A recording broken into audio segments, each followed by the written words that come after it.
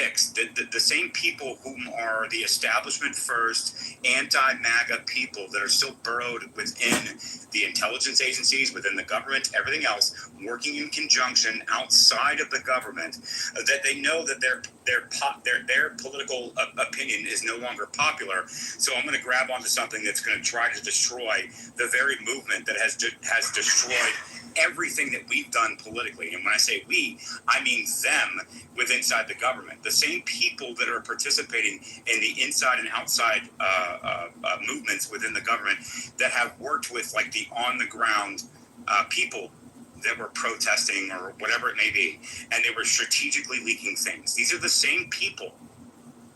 This is anarchy. Do you think that it could be like the timing aspect is what's the psyop, or do you think that this is like an effort, like you're saying, there may be people inside the FBI or the DOJ that are like bad guys that are maybe they're covering up information and not giving it to this administration? Is that what you're thinking? That's what I'm thinking is definitely happening, and they're creating a public emotional reaction to it. Nothing is more emotional and emotionally tied than the Epstein thing to begin with. There's many people who are America First that put Trump in office that were part of MAGA that said, I don't want anything else other than Epstein. And I thought that was a little crazy to me, but I'm like, okay, if that's what you want, nothing more than just Epstein, fine. That is a way to splinter the base that is unsplintering, and the polls keep going up, and they keep going up.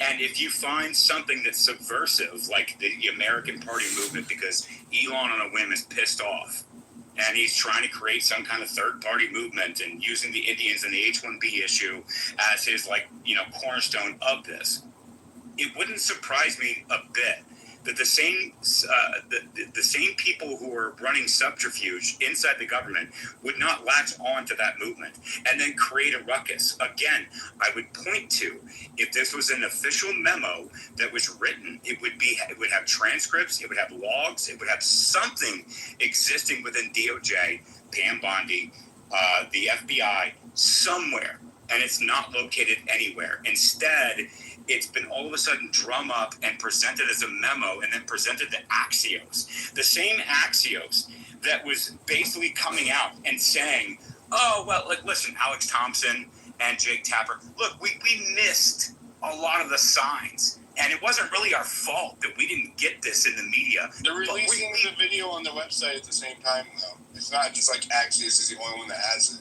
Yeah, but I mean, Cass Michelle promised that like a month ago.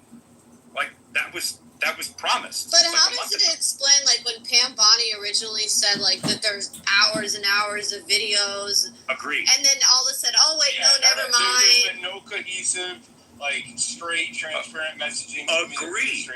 They said the same thing with the P. Diddy when he was first raided, that there was hours and hours and hours of sex videos and stuff with kids, and you had all these children, victims coming forward, hundreds of them, and then he walks. And this is Pam Bondi's DOJ. The memo the Jumbotron, by the way, you guys.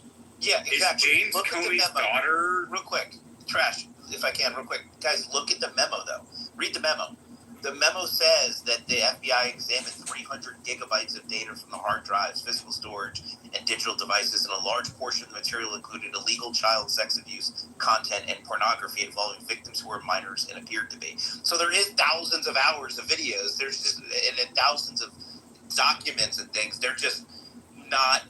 They're involving crimes that were already prosecuted, and then that's what they're saying. Let me read it. Quote: a part of our commitment is to transparency. As part of our commitment to transparency, the Department of Justice and the Federal Bureau of Investigation have concluded an exhaustive review of investigative holdings related to Jeffrey Epstein. To ensure that the review was thorough, the FBI conducted digital searches of its databases, hard drives, and network drives, as well as physical searches of squad areas, locked cabinets, desks, closets, and other areas where responsive material may have been stored. These searches uncovered a significant amount of material, including more than 300 gigabytes of data and physical evidence. The files relating to Epstein include a large volume of images of Epstein, images of videos of victims who are either minors or appear to be minors, and over 10,000